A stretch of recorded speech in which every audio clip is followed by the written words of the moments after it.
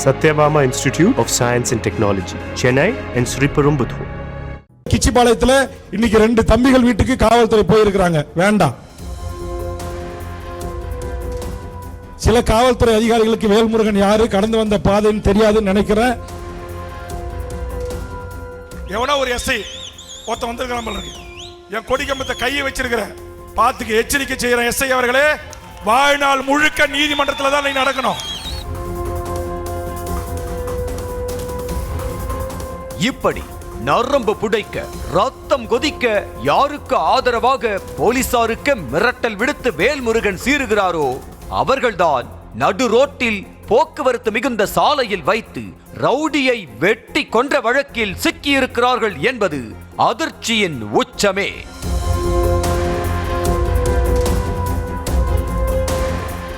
சேலம் கிச்சிபாளையம் பகுதியைச் சேர்ந்த பிரபல ரவுடி ஜான் காரில் சென்று கொண்டிருந்த போது நெடுஞ்சாலையில் வைத்து கொடூரமாக கொலை செய்யப்பட்டார். இந்த வழக்கில் முதலில் 4 பேரை கைது செய்த போலீசார் மேலும் 5 பேரை தட்டி தூக்கினர். இதனிடையே கொலைக்கு மூளையான ரவுடி செல்லதுரையின் தம்பி ஜீவகனும் அவனது மற்றொரு கூட்டாளி சலீம் என்பவனும் நீதிமன்றத்தில் சரணடைந்தனர்.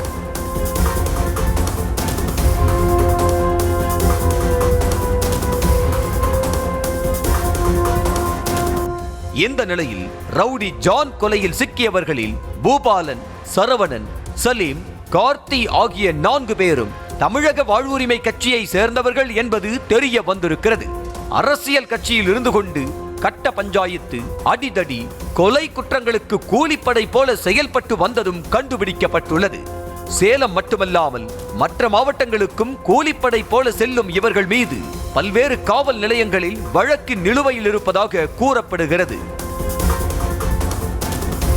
தற்போது தமிழ்நாட்டையே உலுக்கிய கொலை வழக்கில் இவர்கள் சிக்கியிருக்கும் நிலையில் கொலை குற்றவாளிகளுக்கு ஆதரவாக போலீசாருக்கு மிரட்டல் விடுத்து வேல்முருகன் பேசியதுதான் தற்போது சர்ச்சையை ஏற்படுத்தி உள்ளது. கடந்த 16ஆம் தேதி சேலத்தில் நடைபெற்ற விழாவில் ரவுடி கோழி பாஸ்கர் உள்ளிட்டோர் தமிழக வாழ்வுரிமை கட்சியில் இணைந்தனர். இந்த விழாவில் கோழி பாஸ்கர் குறித்து பெருமையாக பேசிய வேல்முருகன் கடந்த காலங்களில் தவறு செய்திருந்தாலும் தற்போது திருந்தி வாழ்ந்து வருவதாக சர்டிபிகேட் கொடுத்தார்.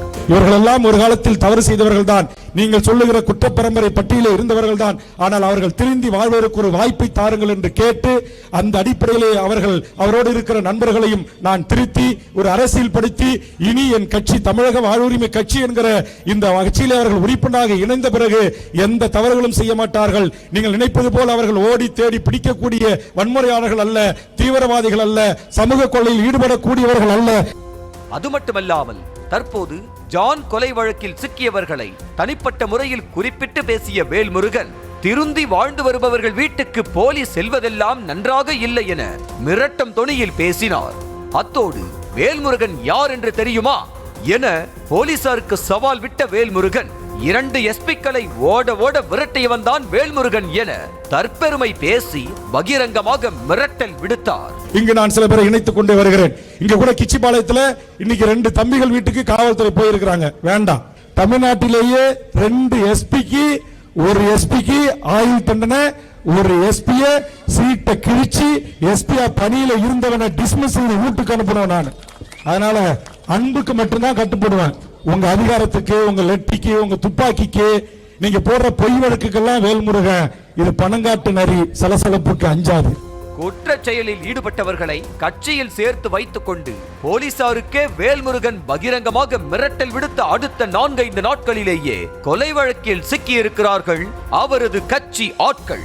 அதிலும் 2 பேரை காவல்துறை துப்பாக்கிச்சூடு நடத்தி சுட்டு பிடித்திருக்கிறது.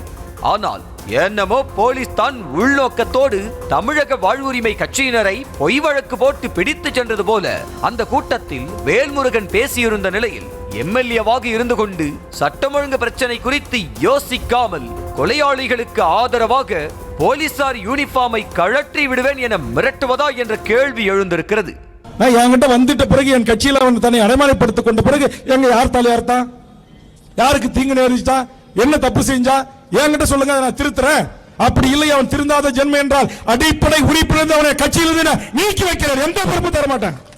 ஆனா திருந்தி வாழ வரும்போதே கொண்டு போய் கஞ்சா வச்சு போடுறது, அபினை வச்சு போடுறது, புட்டப்பு கேச போடுறது, கத்தியை காட்டினான்றது, மாமூலு கேட்டான்றது, பிட் பாக்கெட் அடிச்சான்றது எல்லாம் என் கட்சியும் இழிவு செய்கிற நிகழ்ச்சியாக, இது என் சுயமரியாதை சார்ந்த பிரச்சனையாக நான் எடுத்துக்கொள்வேன். அப்புறம் உங்க சட்டை கைட்டப்படும், யாரும் உங்களை காப்பாற்ற முடியாது. இதே மாதிரி 2 ஆண்டுகளுக்கு முன்பு தமிழக வாழ்வுரிமை கட்சி கொடிக்கம்பம் மீது கை வைத்ததாக கூறி எஸ்ஐ ஒருவருக்கு ஒருமையில் பகிரங்க மிரட்டல் விடுத்த வேல்முருகன் மீண்டும் ஆயுதப்படையை தொடங்க வேண்டியிருக்கும் என காவல்துறைக்கு சவால் விடுத்தார். எங்க கொடியாத்தாத அங்க கொடியாத்தாத, இது ஜனநாயக நாடு. இங்க அதிமுக கொடி பறக்குது, திமுக கொடி பறக்குது, பிஜேபி கொடி பறக்குது, காங்கிரஸ் கொடி பறக்குது. ஏனைய அரசியல் கட்சி கொடிகள் பறக்கிற இடத்தில் தமிழ்நாட்டு மக்களின் வாழ்வுரிமைக்காகவும் உன் காக்கி சட்ட உரிமைக்காகவும் போராடுகிற வேல்முருகன் கொடி பறக்கும். அதை தடுப்பதற்கு உனக்கு என்ன யோக்கியது இருக்கிறது?